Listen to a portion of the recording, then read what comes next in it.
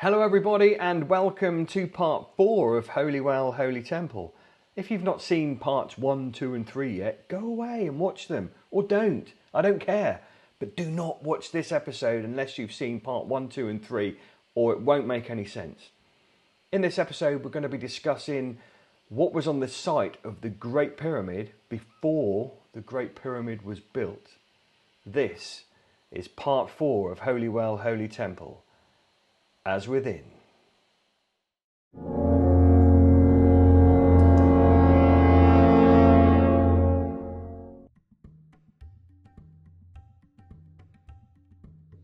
Now I don't doubt for a moment that Khufu had a hand in building work on the Giza Plateau, or that he constructed great works such as the Great Pyramid himself. Let's consider for a moment that academics are wrong and that Khufu did not build the Great Pyramid from scratch in a mere 23 years. His reign of 23 years is the only evidence for that figure. What I'm going to suggest now is controversial but illogical. So what we're looking at here is a topographic map of the Giza Plateau, and you'll see that the Great Pyramid is not located on the highest point of the Giza Plateau. It's about halfway down the hill, 60 metres above sea level. The highest point of the Giza Plateau is a little bit further up the hill and sits at 105 metres above sea level. If Khufu wanted to make an impression, surely he would have built his pyramid on the highest point. Perhaps the site was not his choice. Perhaps he chose to build at that particular location because it was the site of a smaller, very special holy site, a primordial pyramid or mastaba that was already on that place to designate a special location on the earth. Now if Khufu was enlarging an existing structure, that might be doable in 23 years. It should also be noted that the Great Pyramid isn't built on flat ground. There's a 15-metre high bedrock mound under the core of the Great Pyramid.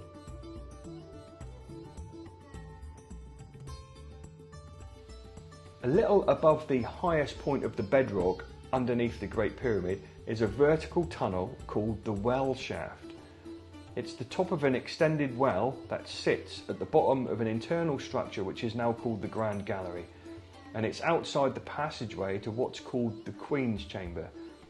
This is an important intersection inside the Great Pyramid, and it's no accident that the well shaft begins here. I'll go further and suggest that the well shaft is a very special place and was, in deepest antiquity, the location of a holy well. What we're looking at here is a picture taken from the bottom of the Grand Gallery inside the well shaft. Now the well shaft descends from the Grand Gallery into the pyramid masonry and continues down into the bedrock below. The highest point of the bedrock is about 10 metres down the shaft. As the bedrock starts, there is a small natural cave called the grotto, which is still damp today. The grotto might, in antiquity, have been more important than any other part of the Great Pyramid. I propose that the well shaft is the key to the entire mystery. Consider that deep in the past, on top of this 15-metre high bedrock outcrop was a natural spring leading to a little grotto. Even though the River Nile was just a short distance away, this spring or well would have been considered clean or sacred or holy water. Around that spring, perhaps a little shrine was built, which may have grown over time into a small temple or mastaba, and later into a small primordial pyramid. The primary chapel in the primordial structure might be the room that we now call the Queen's Chamber. That room might be a lot older than what we realise. Consider that on the site of the Great Pyramid there was once a holy well, and like all holy wells it was enshrined. Over time, with the lowering of the water table, the original spring may have begun to dry up, and as such a well would have been sunk to chase down the holy water. This long dog-leg shaft, shown in this picture and labelled as the well shaft, reaches all the way down to an area known now as the subterranean chamber, a deep chamber underneath the Great Pyramid. Now this chamber may have been a natural cave, or it might have been hollowed out in order to sink another deeper subterranean well to further chase down the water. There is evidence of exploratory tunnels that lead to dead ends and a large pit in the subterranean chamber, which could be the remnant of a second ancient subterranean holy well. In antiquity, a pre-pyramid well site would have been presided over by priests or ministers of that ancient religion.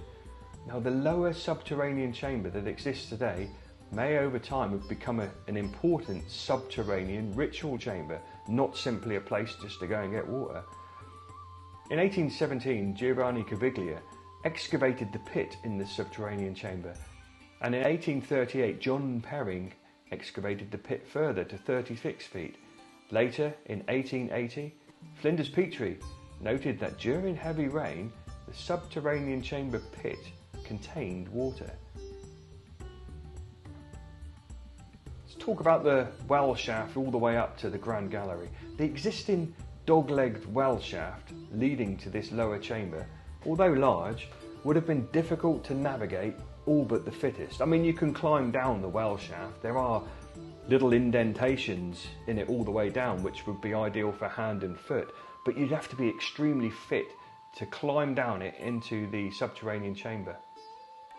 It stands to reason then that if what we call the subterranean chamber became an important ritual site, it might have been necessary to sink another shaft, another access point into that ritual area.